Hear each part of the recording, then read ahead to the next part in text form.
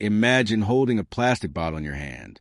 It feels incredibly light, yet it can survive being dropped, squeezed, and transported thousands of kilometers across the world every single minute. Factories produce more than 1 million plastic bottles, but almost nobody has seen the astonishing machines that make this possible. Today, you're about to step inside one of the fastest manufacturing systems ever built. Think about this for a second. A tiny handful of transparent plastic pellets will soon become a perfectly shaped bottle in less than 10 seconds. You can hear the roar of compressors, feel the heat pouring from giant molding machines, and watch robots moving with incredible precision. But here's what nobody tells you. The bottle you throw away may have traveled farther before it was even made than most people travel in an entire year.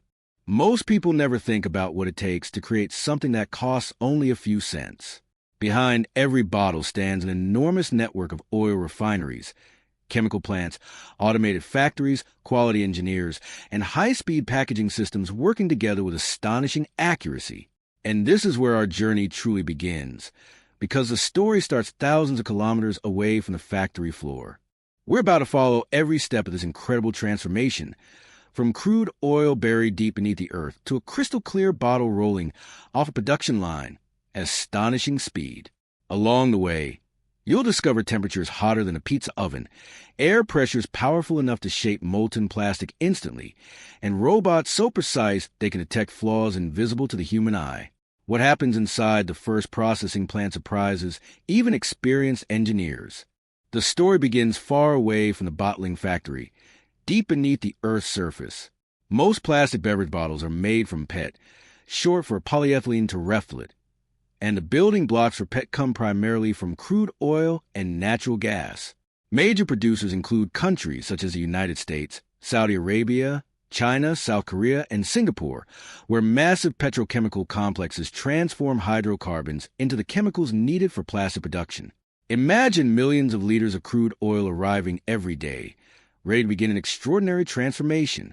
Inside these refineries, crude oil is heated to nearly 370 degrees Celsius, 698 degrees Fahrenheit, inside giant distillation towers. Different hydrocarbons separate according to their boiling points, and one valuable fraction eventually becomes the raw material for making PET resin. Through carefully controlled chemical reactions, manufacturers produce purified terephthalic acid and monoethylene glycol, two ingredients that must reach purities greater than 99.8% before they can become food-grade plastic. What looks like ordinary liquid actually requires astonishing chemical precision. Now, the chemistry becomes even more fascinating.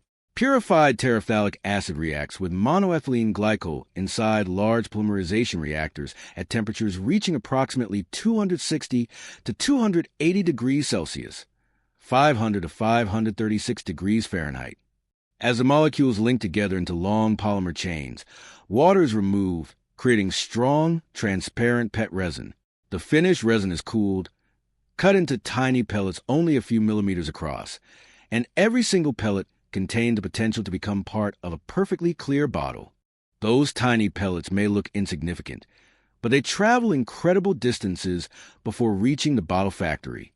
They move by rail, cargo ship, and heavy-duty trucks, sometimes cover more than 10,000 kilometers, all while protected from dust and moisture.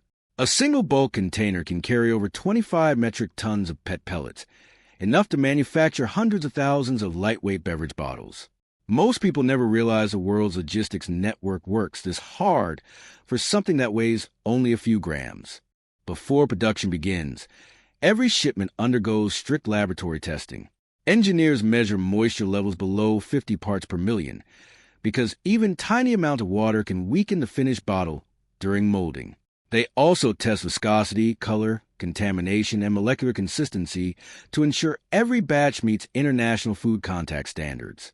What happens next is remarkable, because these ordinary-looking pellets are about to face temperatures hot enough to melt solid plastic in seconds. There's another side to this story.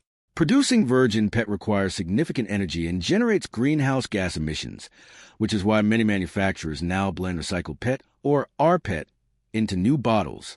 Some modern beverage bottles contain 50% to 100% recycled material, dramatically reducing the demand for newly produced plastic. But here's the question that keeps engineers working day and night. How do you turn these tiny pellets into a perfectly shaped bottle in just a few seconds? That's exactly what we're about to witness.